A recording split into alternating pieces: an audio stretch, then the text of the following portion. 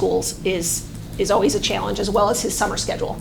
And I feel we've done that well and maintained very positive relationships, as well as the relationships with the other police chiefs. We've talked a lot about collaboration, getting more bang for our dollar on training. And we just recently met, Pat was good enough to meet with us as well, and on how we can collaborate further in the future, not only for officer safety reasons, but it's fiscally responsible. The more we work together, the more we all save. Agencies rarely work alone now. Can you share with us an instance where you worked as a cooperative leader with other agencies? Well, I'm going to refer back to the drug bust that I talked about a little earlier, in part because that's the one that was the most recent and I think the most successful. And it showed how things should and can work for us. We received an anonymous tip of a marijuana grow operation in Grafton Township. Our investigator reached out and started talking to neighbors. We started doing background information. The investigation went on for about 2 months. And if you would ask our investigator, I'm sure he would tell you I was hounding him on a routine basis about how's this coming? What are you hearing from our neighbors? Like I said, after 2-month investigation, 2 different search warrants were obtained. The first one, I believe, was obtained to have the State Patrol fly over with the FLIR unit. We then obtained another search warrant, and we went into the place. We went in with 9 agents from various task forces or the BCA, and it was a very successful operation working with our neighbors.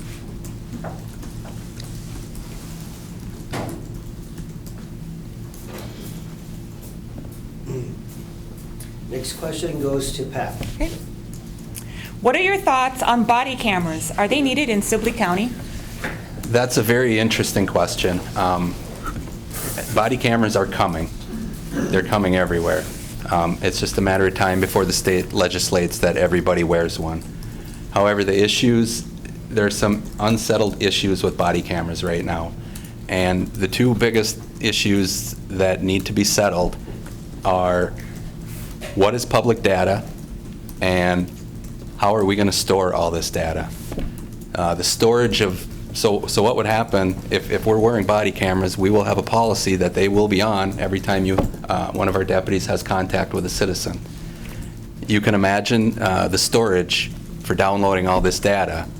That's going to be a real issue. But of more concern is what is public data? If we send a deputy to one of your houses that you're having an argument with your spouse, that's captured by our body camera.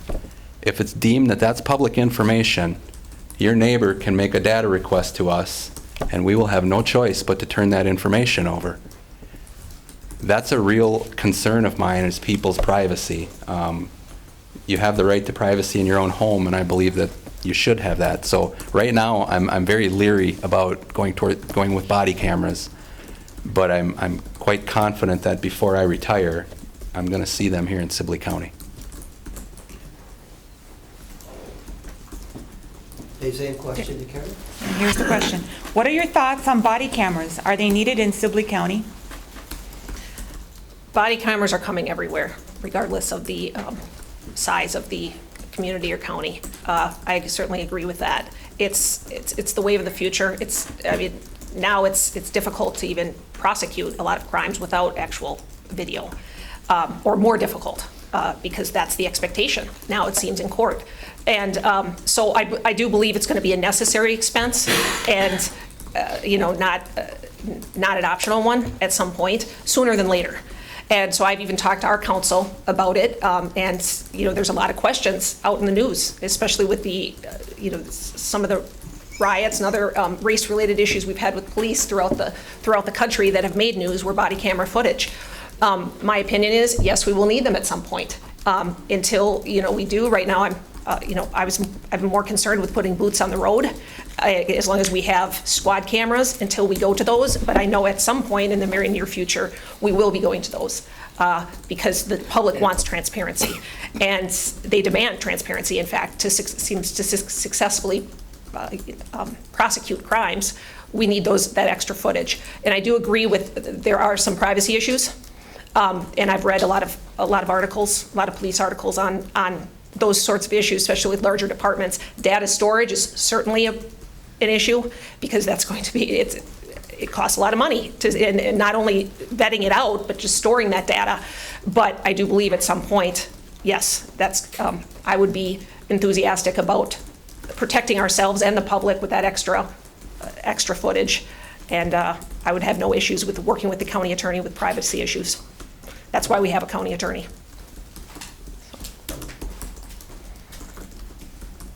Okay, one more. Okay, this question goes to Karen. Hey, from scams to identity theft, human trafficking and crimes against children, more crimes are happening online. How would you address internet crimes and ensure citizens are safe online? Another very timely issue. We do have our school resource officer program, like I touched on. We do an internet crimes program, because even the youngest, I mean, my 5-year-old child can handle my phone and a computer better than I can. So it's amazing how young children adapt very quickly. So we need to keep up with the times, and education is where it's at. And our youngest children, well, all children, frankly, and our elderly are the biggest victims. Elderly, Pat touched on, and I couldn't agree more, scams. We have a huge amount of scam calls, and our young children being lured by predators online. There is no safe place online, and we need to teach. It's all about education and getting in front. So again, that goes back to the school resource officers and getting in the schools, getting education in the homes about, the iPad might not be the best babysitter for your child when there's predators online. And we need to continue to be pushing that, get out in front with the education part of it. I know law enforcement is inherently reactive, we all know that, but it needs to be a priority of the sheriff's office, and it's certainly a priority of our office with the school resource officer position to educate. Educate parents, educate our seniors who are getting scammed out of their hard-earned dollars, and make the community safer.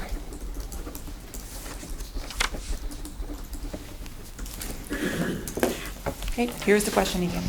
From scams to identity theft, human trafficking and crimes against children, more crimes are happening online. How would you address internet crimes and ensure citizens are safe online? As I touched on earlier, we have started our fraud prevention program to educate. The best way to keep somebody from being a victim of a crime is to educate them. But online crimes is becoming a big deal, and many cases that we investigate, the criminals are using their cell phones. It's very rare now that they aren't texting, they aren't Snapchatting, they aren't doing something with their phones to help facilitate whatever it is they're doing. We recently purchased a program called Celebrate. It is a software information extraction program which allows us to hook up to somebody's phone in a criminal case with a search warrant and pull data and information off that phone to help us investigate the crimes. That's not going away either. People are not going to commit crimes without their phones.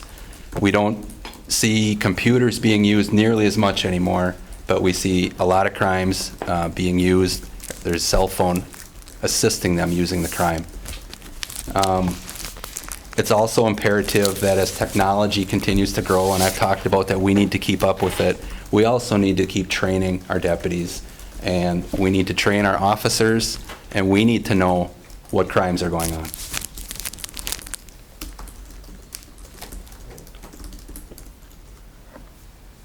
That is the last question that I have.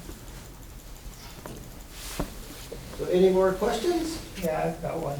Okay. The First Lady of the U.S. You got is it. making... First, let's get to review. Oh, Take it to review second. I'm right about it then. Yep. Here's your chance. One more chance. Write that question.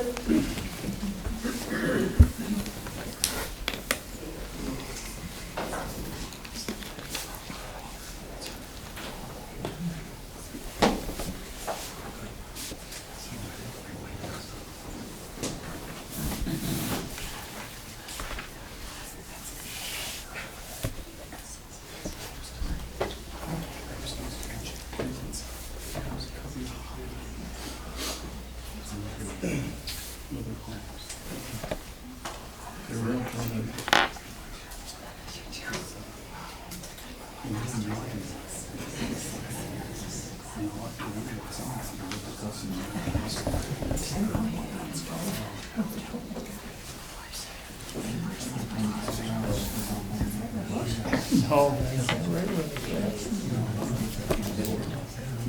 Bobby, Oh, my God.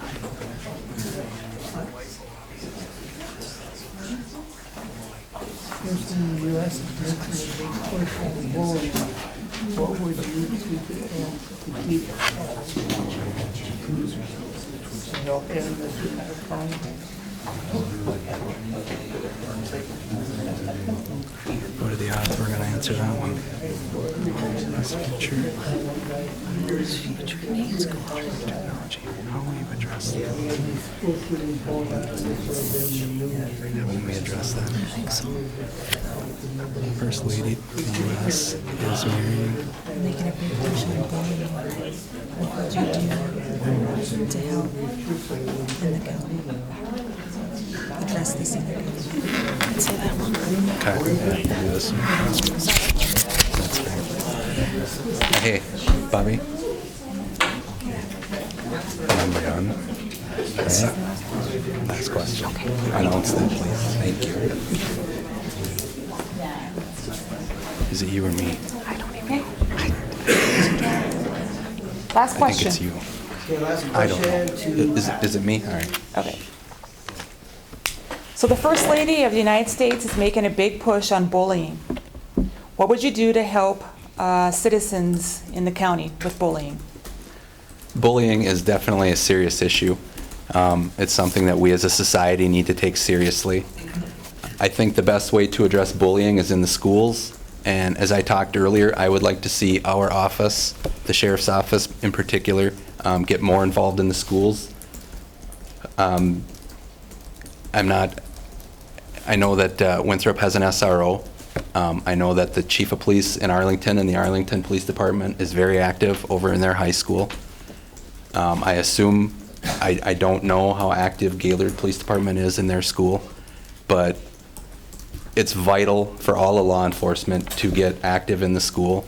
I have spoken in the past 6 to 8 months with the superintendent in Arlington about them getting a school resource officer.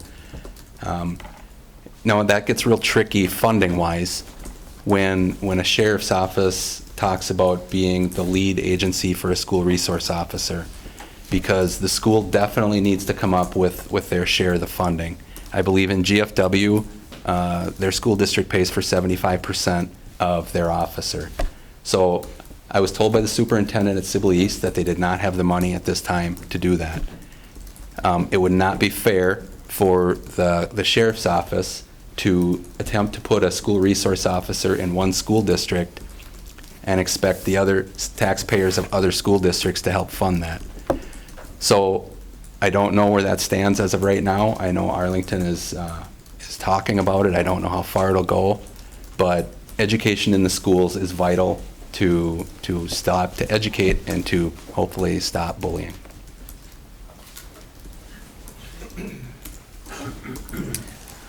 Okay, the question again. First Lady of the United States is making a big push on bullying. What would you do to help the citizens in our county with bullying?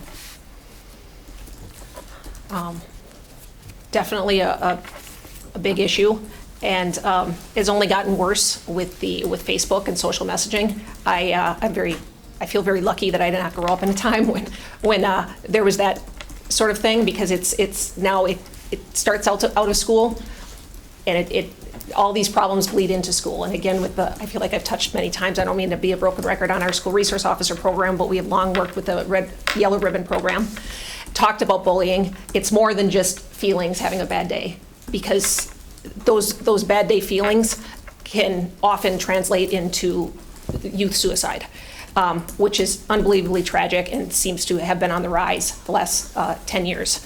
And to combat that, we need to make sure to constantly be talking about bullying in the schools and out of schools and online. It's very easy for someone to sit behind a computer, adults too, as we all know, and say things that you would never say ever to someone's face.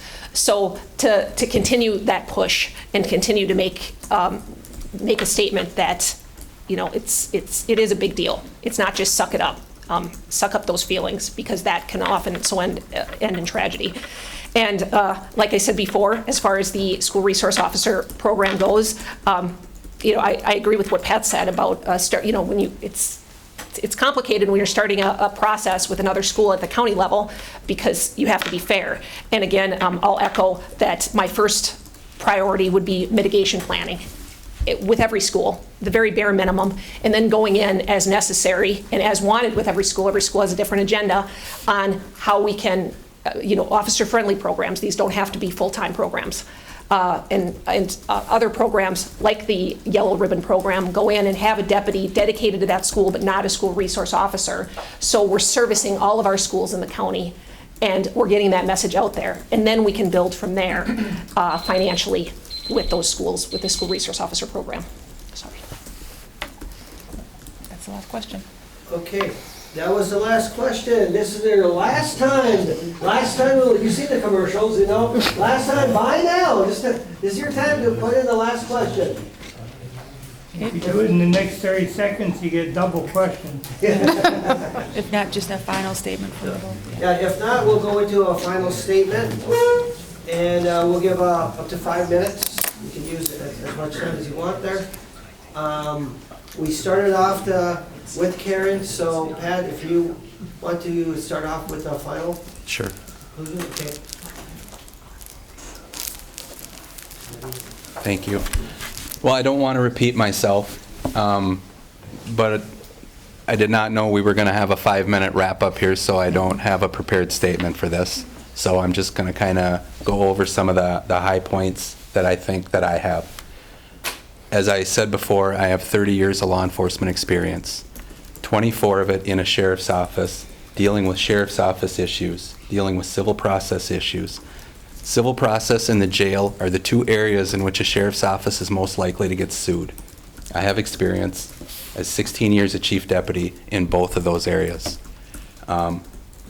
We have a wonderful staff at the sheriff's office. Many of them are here tonight, and we could not do the things that we do without them.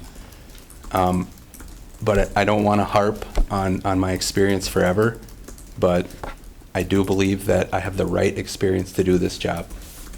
There's one other thing that I would like to touch on, one other program that we have recently started. 2 other things I'd like to touch on. One of them is our welfare fraud program, which we are 2 quarters into that, 6 months into that program, and we have saved county taxpayers $47,000 in those 6 months. So this position is, and that is in money that was fraudulently being given out, that has stopped, to including money that has been recouped by Sibley County. I think that's a very successful program, and it's just getting bigger. I would also like to mention that we found out recently that Sibley County was awarded a grant for $238,000 to put an armor sight on the Arlington water tower to finally address the communications issues in the Arlington area.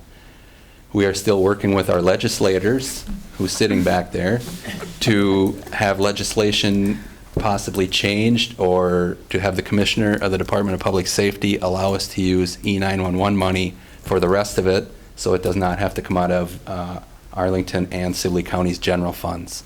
I don't know the exact status of that. I would love to hear an update, but so that's something we're working on. But at the bare minimum, that grant will save Sibley County taxpayers nearly $250,000, and it will address an issue that's been going on for too long in the city of Arlington. So I will wrap up 2 minutes early, and I will just say that I believe that my experience and my qualifications make me the best candidate for the office of sheriff. Thank you. Okay.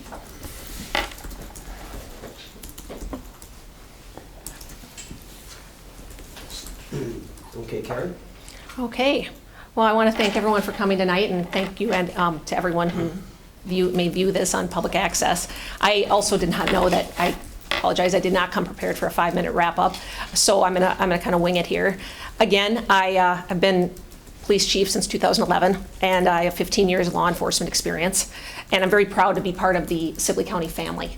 I ran for sheriff for a multitude of reasons. One, because I love public service. I love what I do. I love working.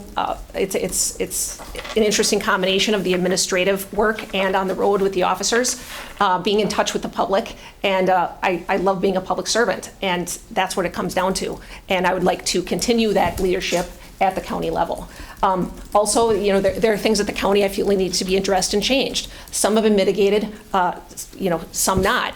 But I feel very strongly that the administration at the top needs a whole new leadership, a whole new vision, because there have been some public relations issues, and I feel that with collaborative relationships, with valuing our staff, smart hiring, smart training, and being fiscally responsible, we can go forward in a positive way. And also, like I mentioned before, I don't need to harp the sheriff being out in front, you know, accountable to the public, talking to the public, and there needs to be a balance there. And I would like to see that. I haven't seen that. I feel it's a very important function of the job. And also I want to lead by example. I'm not afraid to get my hands dirty. I'm not afraid to take a night, weekend, or holiday shift, which I feel at times is important. I've not seen the administration do that in the past, and I would like to see it happen going forward. We're not Hennepin County. We are a small ag-driven county, under 15,000 people. So I feel it's crucial for the sheriff to be out in front. I do not believe that pushing paper behind a desk and armchair quarterbacking behind a desk is an effective way to lead this county. So going forward, again, I feel I'm very proud to be in the law enforcement family in Sibley County. I feel that we're going in the right direction. It's been a complete honor. I'm very much felt like a fish out of water during this process, but it's been a very enlightening and wonderful process to be able to go forward and continue to serve the citizens of Sibley County. So I do feel that my vision and my drive and my personality, and also the ideas that I'm bringing to the table, not only those ideas, but pulling other fantastic ideas from the community and the staff to go forward in a positive manner is the way that we're going to grow in the best way in Sibley County. So again, I thank you. And Okay. Well, I say let's give a warm welcome.